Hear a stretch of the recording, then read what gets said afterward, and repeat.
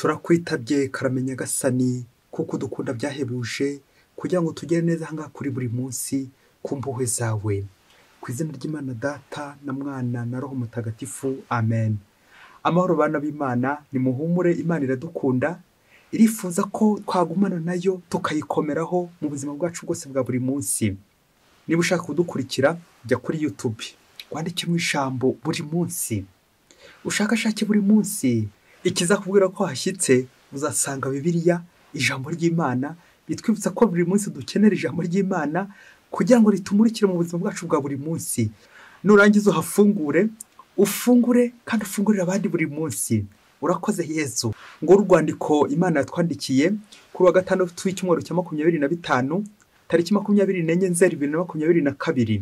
Isomo ryamenye mu gitabo cy'umubwiriza umutwe wa 11 umurongo wa 9 kugeza kwa 10, umutwe wa 12 umurongo wa 2 kugeza kwa 8. Wa musore we, ishime mu gihe ukibyiruka, maze umutima wawe uguhe ibyishimo mu minsi y'ubuto bwawe. Uzajyeho umutima wawe ukujyanye naho amaso yawe kweretse, ariko umenye ko ibyo byose Imana izabiguciramo urubanza. Jya urinda umutima wawe agahinda, umubiri wawe urinde ububabare, kuko ubuto n'ubusore ari impfabusa. Uzibuke uwakuremye mu gihe cy'ubuto bwawe, mbere yuko usatirwa n'ibihe bibi n'imyaka uzavugiraho uti iyo nta shema inteye. Uzamwibuke mbere yuko urumuri rw'izuba, ukwezi n'inyenyeri rukuzimiraho, n'ibicu bikongera kubudika imvura ihitutse. Icyo gihe amaboko yakurwanagaho azaba atitira, intugu wikorezaga zihetame, amenyo warusigaranye ananirwe no gutapfuna, n'amaso warebeshaga ahume. Icyo gihe amatwi yawe ntazaba acyumva, ijwi ryawe rizatitimira, uzabura ibitotsi mu bunyoni, utanagiheruka indirimbo z'ibitaramo. Ubwo ntuzaba ugiterera umusozi, nugera mu nzira uzazengerezwa, umutwe wawe uzabe uruyenzi nk'igiti kirabije, amaguru yawe ananirwe kwiterura, kuko nta kabaraga uzaba usigaranye, ahubwo uzagenda ugana indaro y'ikuzimu, maze abategereje kukuririra bahore mu muharuro. Ubwo n'imbere y'uko unogoka, ubwonko butarasandara, ngo igifu gitabuke n'umutima uturike, maze umukungugu usubire mu gitaka wavuyemo, n'umwuka w'ubugingo usubire mu Mana yawutanze. Koko Kohereti yaravuze ati, ibintu ni ubusa, ni ubusa koko, byose ni ubusa. Iryo ni ijambo ry'Imana. Zaburi ni ya 90. Nyagasani watubereye ikiramiro, kuva mu gisekuruza kujya mu kindi. Abantu basubiza mu mukungugu, kuko wavuze uti bene muntu nimusubire iyo mwavuye. Mu maso yawe imyaka 1000 ni nk'umunsi w'ejo wahise, ni nk'isaha imwe y'ijoro. Ubuzima bwa muntu ubukuraho nk'ibitotsi bishira mu gitondo nk'icyatsi. Mu gitondo kirarabya, ururabyo rugakura, nimugoroba rukarabirana rugahunguka. Utwumvishe ko iminsi yacu ibaze, bityo tuzagira umutima ushishoza. Uhoraho tugarukire, uzaturakarira na ryari. Babarira abagaragu bawe, utugwirize neza yawe kuva mu gitondo, kugira ngo duhimbarwe iminsi yose y'ubugingo bwacu. Nyagasani Mana yacu, utugaragaze ubugwaneza bwawe, ukomeze imirimo y'amaboko yacu, kandi uyihe kugira akamaro karambye. Nyagasani watubereye ikiramiro, kuva mu gisekuruza kujya mu kindi. Nyagasani Yesu nabane namwe. Amagambo mu Ivanjili ntagatifu kwanditswe na Luka, umutwe wa 9 umurongo 43 kugeza kwa 45. Mu gihe bose bagitangarira ibyo Yezu yakoraga byose, abwira abigishwa bati, mwebweho mutege amatwi mwumve ibyo ngiye kubabwira. Dore umwana w'umuntu agiye kugabizwa abantu. Ariko ntibumva iryo jambo, ribabera urujijo, ntibasobanukirwa, kandi batinya kumusobanuza. Iyo ni Ivanjili ntagatifu. Dore umwana w'umuntu agiye kugabizwa abantu. Amen, amen, amen, amen. Bakristo bavandimwe, nidukomere kuri Kristu, niho hakomeye koko. Iyo nkomeye muri Kristu, numva ntekanye. Niba mfite Yezu, mfite byose, ntacyo nabura niba nkomeye muri Kristu. Ariko Yezu we ntajya ahinduka. Ariko Yezu we ntago ajya ahinduka. Umunsi umwe hirya kure cyane muri Afurika, ngo hari umwarimu witwa Nkundiyobweze, ngo noneho ngo yigishaga mu seminari ntoya. Ngo akaba yaraje kwigishamo, ari gutakamba ati nyaboneka mumbabarire, nabuze akazi, ariko nimumfashe rwose mbona akazi. Nuko rero ngo bamuha akazi ko kwigisha mu seminari ntoya, kurera abaseminari babandi bazavamwe abapadiri, ndetse batanabaye abapadiri bakabavamwe abayobozi bandi bakomeye b'igihugu, n'abandi benshi cyane, intiti zikomeye. Nuko Nkundiyobweze bamuha akazi. Bamaze kumuha akazi, ndiyaciye 2, 3, 4 bari no kumuhemba nyine uko bikwiye umushahara. Nuko agize atya, mu gihe abaseminari bato bari bagiye gutangira ibizamini, nuko Nkundiyobweza araza arasezera aravuga ati umva nabonye ahandi bampemba menshi kurenza ahangaha none rero ndigendeye. Nuko padiri wari wamwakiriye amuha ako kazi aramureba uburyo ataye abana bari mu bizamini nanjye kuvugaho rukomeye, maze padiri abwira uwo Nkundiyobweze mu kilatini ati Ecclesia Mater Nostra, bishatse kuvuga ngo Eglise Notre Mère, kiliziya n'umubyeyi wacu. Uragenda wagwa ukagwa mu kiliziya, uragenda watana wagira tombora ubundi ukagwa mu kiliziya. Eglise Notre Mère, Ecclesia Mater Nostra. None rero Nkundiyobweze urabona ibiguruka ugashaka kuguruka kandi nta mababa ufite, ngaho komeze wigendere ariko ugenda uzirikana uti Ecclesia Mater Nostra. Bakristo bavandimwe, Nkundiyobweze we mbega wowe gushaka kuguruka kubiguruka kandi nta mababa ufite. Ecclesia Mater Nostra. Ese umubyeyi wagize ikibazo akarwara ukurikije uko yakugokanye agakubyara agakonsa, none nibwo ugiye kumuta kubera ko ubonye baguha promotion abakongeza imishara n'ibindi byose, none utaye umubyeyi wawe. Eglise Notre Mère, nguko abenshi twatakaje isoko source y'ubugingo Yezu Kristu, tukohoka ku isoko ry'imigati. Wari yonge kubona umugati hariyo niba bagiye kunyongeza. Aha gushaka kuguruka kubiguruka nta mababa mfite. Ecclesia Mater Nostra, Eglise Notre Mère, kiliziya umubyeyi wacu.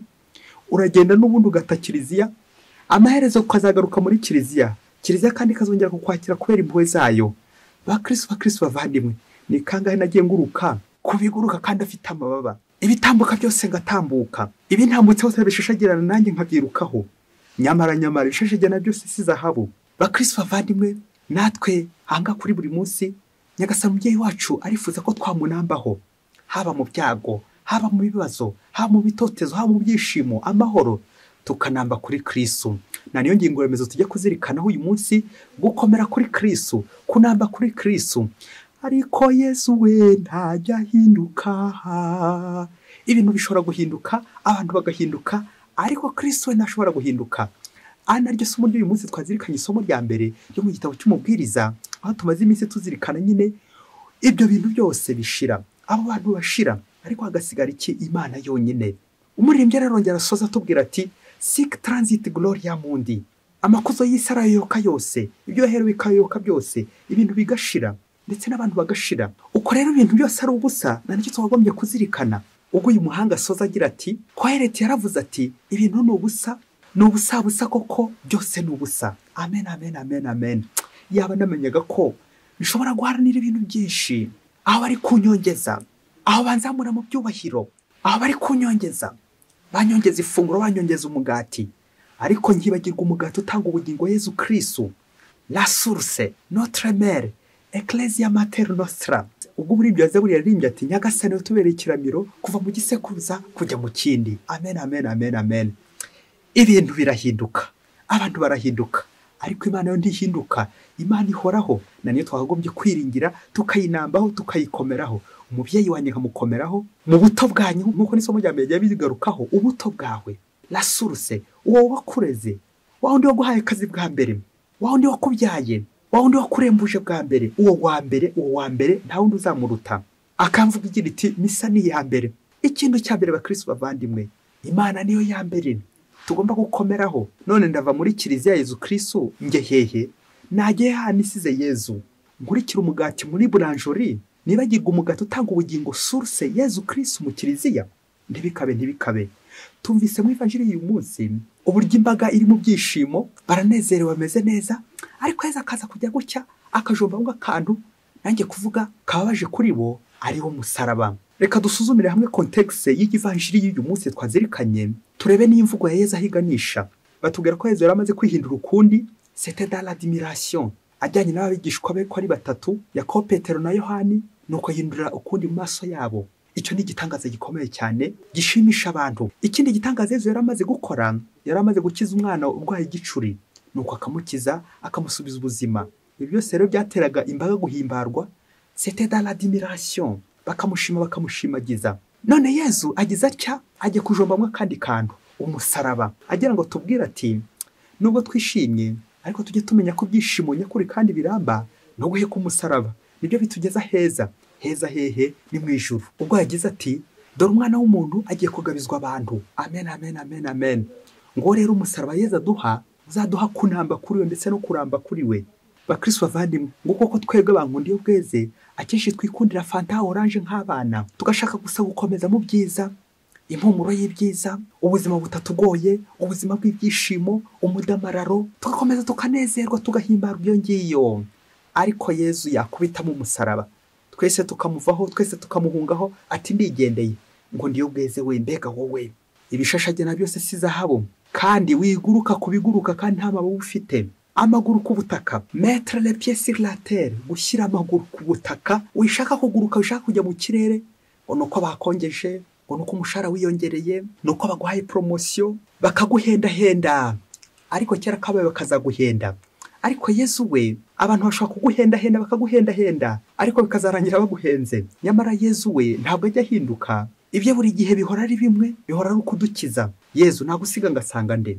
Ngaho ibintu bitubera urujijo, ntidushoboye gusobanukirwa ndetse no gusobanuza. Kubera iki? Turashaka kohoka kubihita. Nyamara ibintu ni ubusa. Sic transit gloria mundi. Amakuzo, ibyubahiro, za promotion, ibintu, abantu, amafaranga, byose bizashira.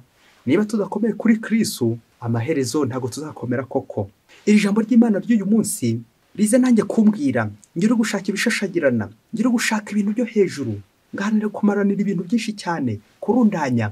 Nyamara ngizirikana ngo isura isaruza byinshi igasonza bike. Niyo mpamvu ngomba kwizirika kuri Kristu, aho kwizirika ku butegetsi, aho kwizirika ku buyobozi, aho kwizirika ku myanya y'ibyubahiro, aho kwizirika ku bintu, aho kwizirika ku bantu babandi bampendesha, ibihendesha abana za promotion n'ibindi byose. Nyamara ejo nejo bundi nzagera hejuru, ndi gutumbagira hejuru, ngo nyana ngahananduka. Aha, Ecclesia Mater Nostra, n'ubundi nimpananduka nigasa n'umundi azanyakira kuko nyine ni umunyampuhwe. Ariko Yesu we ntajya ahinduka. Reka dusoreze ku nkuru y'ishati ya Alice w'umusirimu. Umunsi umwe hirya kure cyane muri Afurika, umwarimu wigishaga mu giturage, nanjye kuvuga mu gitumva ingoma, ngo yari afite ikanzu nziza cyane, nawe yakundaga cyane, akayambara nanjye kuvuga akayihozamo buri munsi du lundi au dimanche, kubera ko ayikundaga cyane. Ubu ushobora kumbaza utese ntabwo iyo kanzu yanduraga, ntabwo yafuraga se, yari umunyamwanda. Ntabwo ari aho nshaka kugera, ahubwo ndifuza gukomeza uburyo Alice yagumye nyine muri icyo giturage, ari kwigisha abana mwarimu mu giturage. Nuko igihe kiza kugera, umubose wo mu mujyi aramugobeza aramubwira ati, umva rero Alice, uzi ubwenge kandi bose barabizi, reka rero nkuzamure mu ntera uzamuke. Ariko rero mbere yo kukuzamura, condition ni imwe, cyo ngusaba ni kimwe, nuko iyo kanzu wayigira ngufi kugira ngo winjire nyine mu mujyi, kuko mu mujyi ntabwo bajyambara ibintu bigera ku birenge. Nuko Alice yumvise ko bagiye kumwongeza kandi ko bagiye kumuha promotion ishyushye, nuko aragenda ya kanzu ayicamo igera ku mavi, ariko ikomeza kuba nziza nyine nyirayo ku rwego rwe. Alice rero abonye promotion, yimukiye mu mujyi, atangiye kwigisha mujyi nk'abandi banyamujyi. Alice w'umusirimu.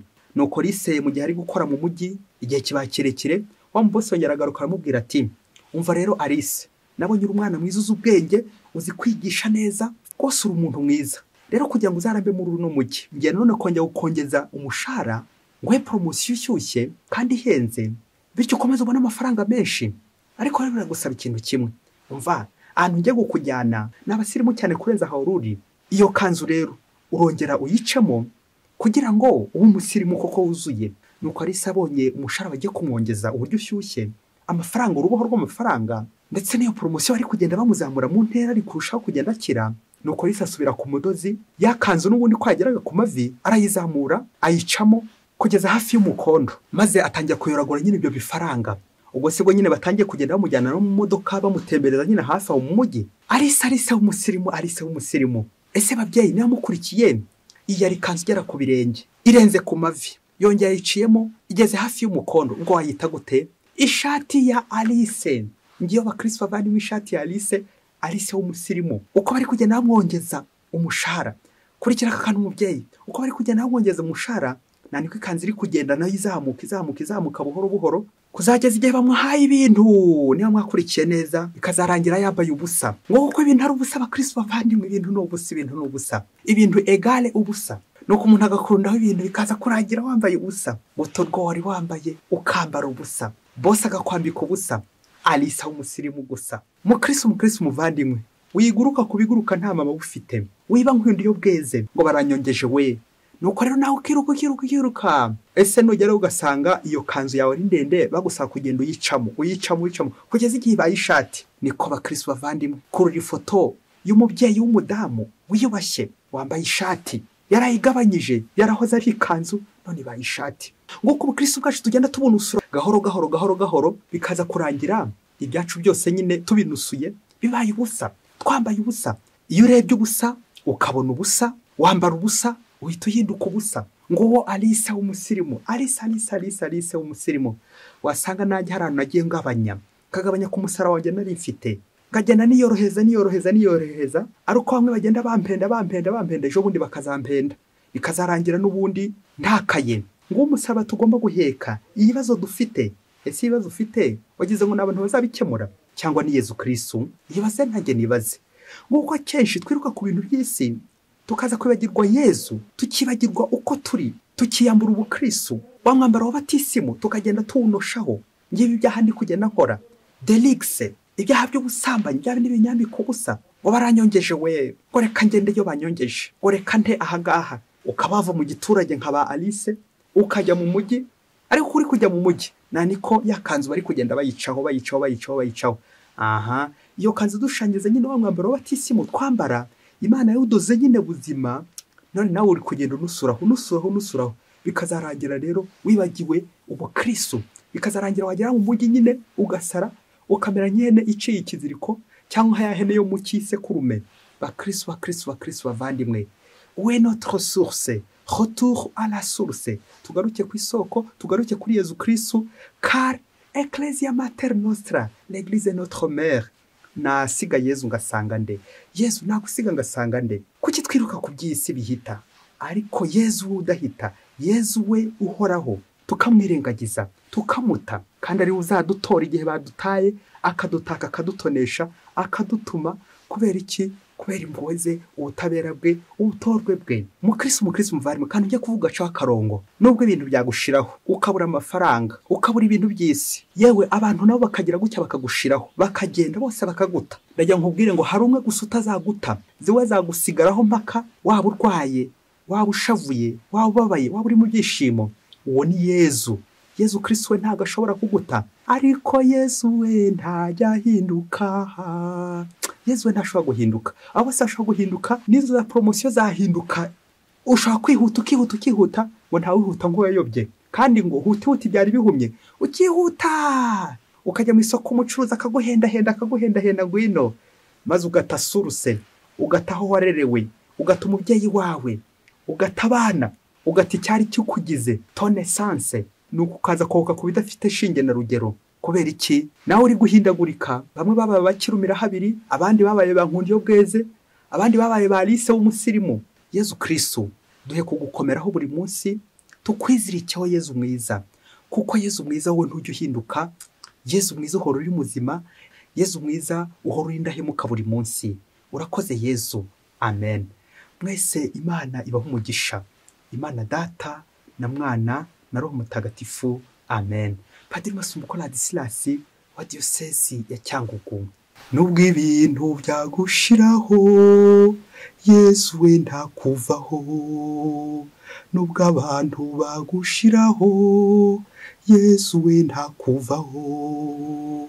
Aragukunda kubera impuhwe ze, aragukunda kubera impuhwe ze.